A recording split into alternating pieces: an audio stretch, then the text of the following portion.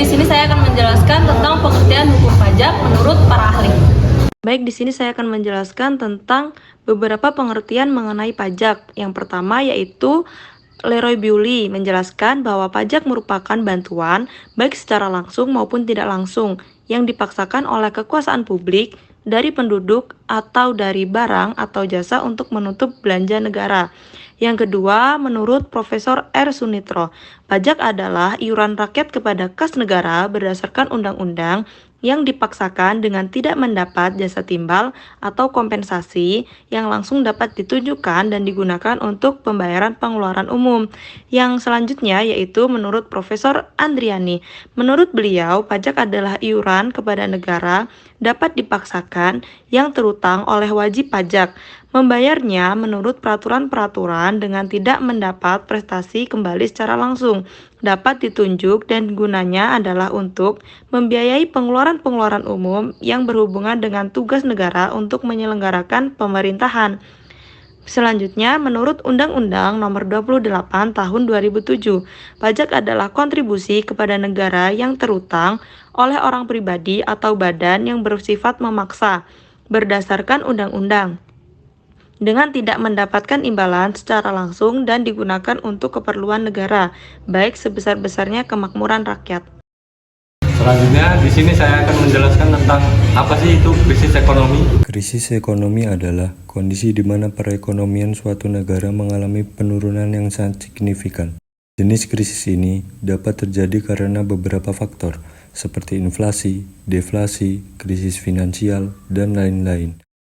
Hal ini dapat menyebabkan kerugian yang sangat besar bagi negara dan masyarakat secara sekaligus. Krisis ekonomi tidak hanya mengancam negara maju, tapi juga negara miskin dan berkembang seperti Indonesia. Dalam merespon kondisi inflasi yang tinggi, Bank Sentral Amerika yang dikenal dengan istilah The Fed akan menaikkan suku bunga acuan.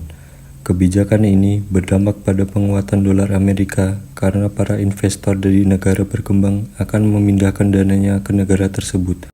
Ketika dolar semakin perkasa, tentu rupiah akan melemah. Di sini saya akan menjelaskan peran pemerintah terhadap krisis ekonomi.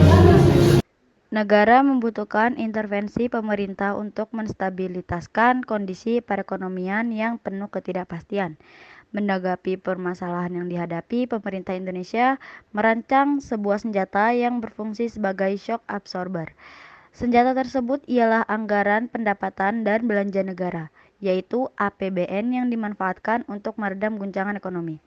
Selagi menghadapi permasalahan kenaikan harga, masyarakat dihadapkan oleh permasalahan turunnya pendapatan. Hal ini dikarenakan beberapa perusahaan harus melakukan penghematan, bahkan pemutusan hubungan kerja atau PHK.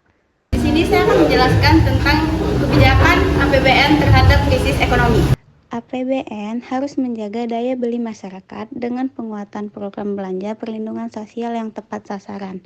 Stimulus untuk dunia usaha harus diberikan dalam rangka menjaga momentum pemulihan ekonomi yang berkelanjutan, sehingga terjadi penyerapan kembali tenaga kerja yang mengurangi angka pengangguran serta kemiskinan.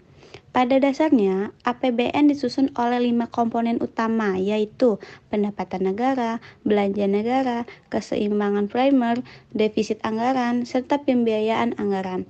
Dilansir melalui buku informasi APBN 2023 yang diterbitkan oleh Kementerian Keuangan, pendapatan negara berasal dari beberapa sumber, di antaranya pajak sekitar 70%, dan cukai sekitar 12%, penerimaan bukan pajak sekitar 18%, dan yang terakhir yaitu hibah yang tidak sampai 0,1%.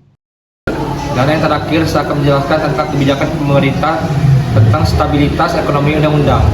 Kebijakan yang diterbitkan oleh pemerintah dalam menjaga stabilitas ekonomi melalui pajak diantaranya Undang-Undang UU No. 2 Tahun 2020 yang menurunkan tarif pajak penghasilan badan dari 25% menjadi 22%. Selain itu, melalui peraturan pemerintah No. 23 Tahun 2018 yang dicabut dengan PP No. 55 Tahun 2023, pemerintah memberikan fasilitas tarif pajak usaha mikro, kecil dan menengah hanya 0,5% dari peredaran bruto Jika melihat Undang-Undang Ketentuan Umum dan Tata Cara Perpajakan UU KUP sebagaimana telah diubah terakhir dengan Undang-Undang Harmonisasi Peraturan Perpajakan UU HPP, pajak didefinisikan sebagai iuran atau kontribusi wajib yang terutang dan dibayarkan oleh wajib pajak kepada negara.